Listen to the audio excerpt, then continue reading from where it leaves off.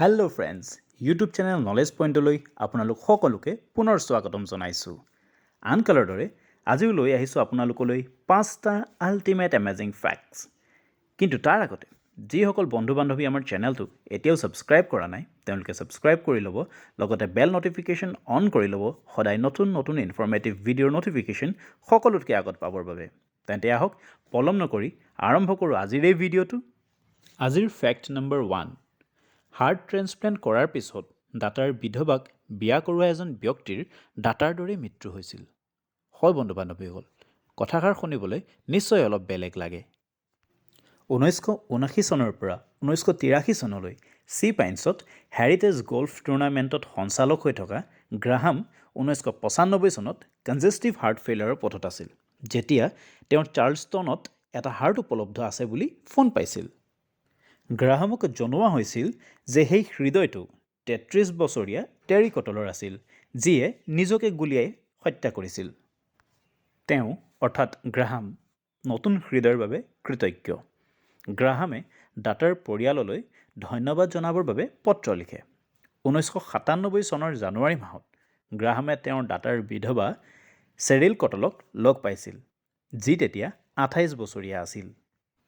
2001 চনত গ্ৰাহামে ভিডালিয়াত বিধৱা কটল আৰু তেওঁৰ 4টা সন্তানৰ বাবে এটা ঘৰ কিনিছিল। তাৰ 3 বছৰৰ পাছত গ্ৰাহামে হিলটন হেড হাগ্ৰী কমিউনিকেশ্যনৰ প্লাণ্ট মেনেজাৰৰ চাকৰিৰ পৰা অৱসৰ লোৱাৰ পিছত বিধৱা কটল আৰু গ্ৰাহাম বিবাহপাশত আবদ্ধ হয়। 1996 চনত হাৰ্ট ট্ৰেন্সপ্লেণ্ট কৰাৰ পিছত দাতাৰ বিধৱা চেৰিল কটলক বিয়া কৰোৱা গ্ৰাহামৰ মৃত্যু দাতাৰ দৰেই হৈছিল। অনুসন্ধানকাৰীসকলে কৈছিল যে 69 বছৰীয়া ছনী গ্ৰাহামৰ ঘৰত হোৱা মৃত্যুত কোনো বেয়া খেলৰ সন্দেহ হোৱা নাছিল। জৰ্জিয়া ব্যুৰো অৱ ইনভেষ্টিগেশ্যনৰ এজন বিশেষ এজেণ্ট গ্ৰেগ হাৰ্ভেয়ে কয় যে তেওঁক তেওঁৰ পিছফালৰ এটা বিল্ডিঙত পোৱা গৈছিল আৰু ডিঙিত এটা শ্বটগানৰ আঘাত আছিল। ফেক্ট নম্বৰ 1ৰ বিষয়ে আপোনালোকে কি ভাবে কমেণ্টত জনাবলৈ নাপাহৰিব। আগবাঢ়িছোঁ আজিৰ এমেজিং ফেক্ট নম্বৰ 2লৈ। বন্ধু বান্ধৱীসকল, আপোনালোক সকলোৱে জানে যে বুল ফাইটিং স্পেইনৰ আটাইতকৈ জনপ্ৰিয় আৰু বিতৰ্কিত ৰীতি নীতি। প্ৰতি বছৰে গ্ৰীষ্মকালত মানুহে হাজাৰ হাজাৰ লোকৰ ওচৰত এজন বুল ফাইটাৰক তেওঁৰ ৰঙা কেপ, এটা স্নৰ্টিং ষাঁড়ৰ সন্মুখত লৰচৰ কৰা চাবলৈ ভিৰ কৰে। ষাঁড় গৰুটোৱে জ্বলন্ত অহংকাৰী ৰঙা ৰং দেখি খঙত ইয়াৰ ফালে চোঁচা লয়। কিন্তু বন্ধু বান্ধৱীসকল, ষাঁড় গৰুবোৰ ৰঙা ৰঙৰ দ্বাৰা উত্তেজিত নহয়। দৰাচলতে যিকোনো ৰঙে ষাঁড় গৰুবোৰক ক্ষতি সাধন কৰাৰ খুব কম প্ৰমাণ আছে। আচলতে ষাঁড় গৰুবোৰৰ দ্বিৰঙী দৃষ্টিশক্তি থাকে। গৰুবোৰে ৰং কেনেদৰে অনুভৱ কৰে আৰু পৃথক কৰে তাক চাই বহুতো পৰীক্ষা কৰা হৈছে। এই পৰীক্ষাবোৰে উল্লেখ কৰিছে যে গৰুবোৰে বিভিন্ন ৰঙৰ মাজত পাৰ্থক্য কৰিব পাৰে, কিন্তু তেওঁলোকৰ কোনেও ৰঙা ৰঙক আক্ৰমণৰ সৈতে চূড়ান্তভাৱে সম্পৰ্কিত কৰা নাই। ই ৰং নহয়, বৰঞ্চ কেপ আৰু বুল ফাইটাৰৰ লৰচৰে ষাঁড় গৰুবোৰক ইমান উত্তেজিত কৰি তোলে। তদুপৰি বুল ফাইটত ব্যৱহৃত ষাঁড় গৰুবোৰ অতি আক্ৰমণাত্মক প্ৰজাতিৰ, আৰু সেইবোৰক এনেদৰে ডাঙৰ কৰা হয় যাতে যিকোনো আকস্মিক চলাচলে এই ষাঁড় গৰুবোৰক খং উঠোৱাত আৰু আক্ৰমণ কৰিবলৈ বাধ্য কৰে। যুঁজাৰু গৰুৰ এই প্ৰজাতিবোৰ আক্ৰমণাত্মক হ'বলৈ প্ৰজনন আৰু ডাঙৰ কৰা হয়, বিশেষকৈ আবদ্ধ এলেকাবোৰত, য'ৰ পৰা সিহঁত পলাই যাব নোৱাৰে। বন্ধু বান্ধৱীসকল, ফেক্ট নম্বৰ 2 শুনাৰ পাছত বোধহয় আপোনালোকৰ মনৰ পৰা এইটো ভয় আঁতৰি গ'ল যে মহ বা গৰুৰ আগত ৰঙা পিন্ধি যাবলৈ এতিয়া আৰু কোনো ভয় নাই। ফেক্ট নম্বৰ 2 কেনেকুৱা লাগিলে কমেণ্টত জনাবলৈ নাপাহৰিব।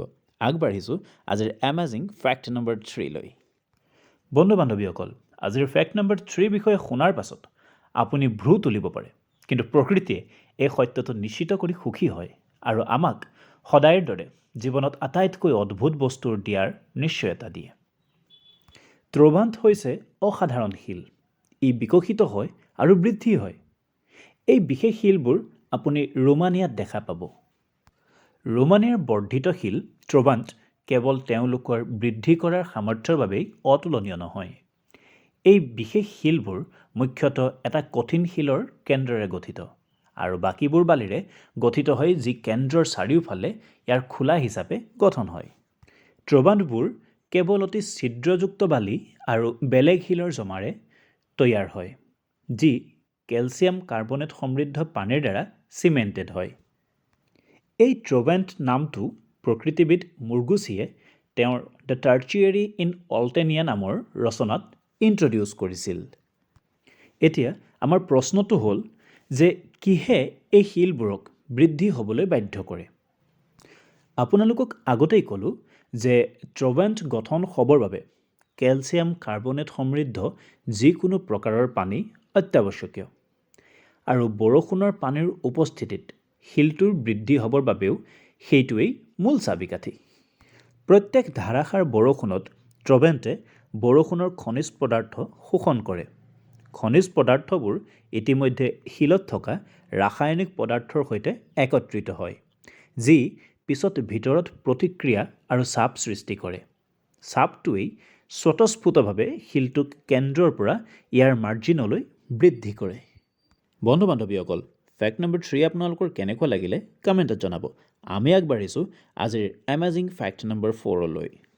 আজিৰ এমেজিং ফেক্ট নম্বৰ 4, সতেজ বায়ুৰ কেন হয় ফ্ৰেছ এয়াৰ কেন।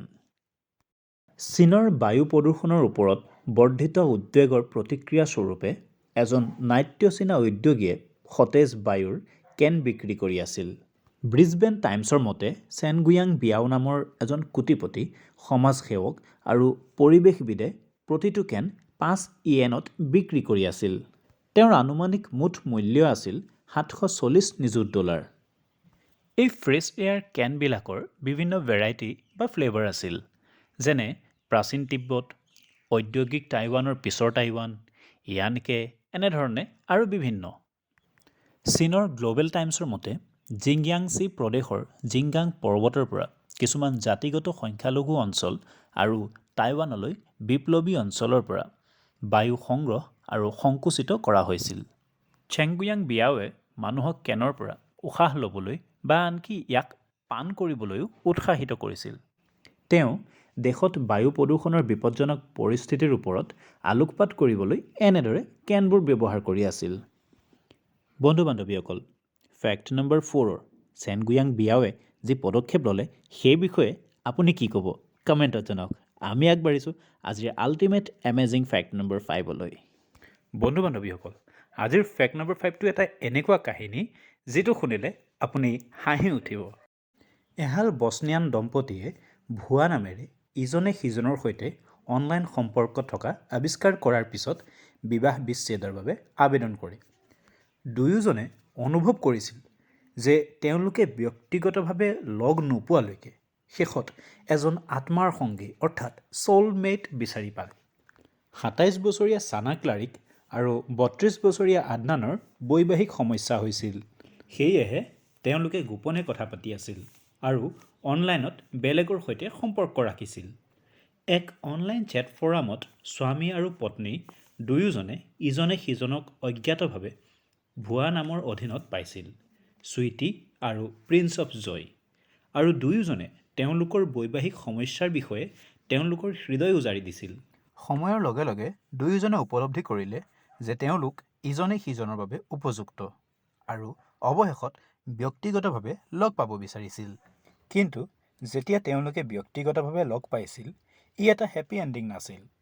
প্ৰত্যেকেই আনজনৰ ওচৰত অবিশ্বাসী বুলি অভিযোগ কৰিছিল আৰু বিবাহ বিচ্ছেদৰ বাবে আবেদন কৰিছিল। ছানা অৰ্থাৎ পত্নীগৰাকীয়ে কৈছিল যেতিয়া তেওঁলোকে কথা পাতি আছিল তেতিয়া তাই অনুভৱ কৰিছিল যে তেওঁলোকৰ বিবাহত কিমান সমস্যা আছে। আৰু এদিন তেওঁলোকে ব্যক্তিগতভাৱে লগ পোৱাৰ সিদ্ধান্ত লৈছিল আৰু নিজকে চিনাক্ত কৰিবলৈ তেওঁলোকৰ সৈতে এপাহ গোলাপ ৰাখিছিল। কিন্তু যেতিয়া তাই আদনানক সেই গোলাপপাহ কঢ়িয়াই নিয়া দেখিছিল, তাই বিশ্বাসঘাতকতা আৰু খং অনুভৱ কৰিছিল। স্বামী আদনানে কথা পাতি থকাৰ পিছত উপলব্ধি কৰিছিল যে তেওঁ অৱশেষত এগৰাকী আদৰ্শ মহিলাক লগ পাইছিল, কিন্তু পিছত গম পালে যে তেওঁ আন কোনো নহয় বৰঞ্চ তেওঁৰ পত্নীয়ে আছিল। ভাৰ্চুৱেল পৃথিৱীৰ দৰে তেওঁলোকে বাস্তৱ জীৱনত ইজনে সিজনক একেটা সঁহাৰি দিব পাৰিলেহেঁতেন। তেওঁলোকে ডিভ'ৰ্চ লৈ নতুনকৈ আকৌ আৰম্ভ কৰাতকৈ এই সম্পৰ্কটোকেই পুনৰ শুদ্ধ ৰূপত গঢ় দিব পাৰিলেহেঁতেন। বন্ধু বান্ধৱীসকল, আপোনালোকে এই বিষয়ে কি ভাবে কমেণ্টত জনাবলৈ নাপাহৰিব। ভিডিঅ'টো চাই যদি ভাল পাইছে লাইক কৰি যাব, শ্বেয়াৰ কৰিব, লগতে ছাবস্ক্ৰাইব কৰি থ'ব ইউটিউব চেনেল নলেজ পইণ্ট সদায় ইনফৰ্মেটিভ ভিডিঅ' পাবৰ বাবে। আজিলৈ ইমানেই আছিল। পুনৰ লগ পোৱাৰ প্ৰতিশ্ৰুতিৰে আজিলৈ বিদায়।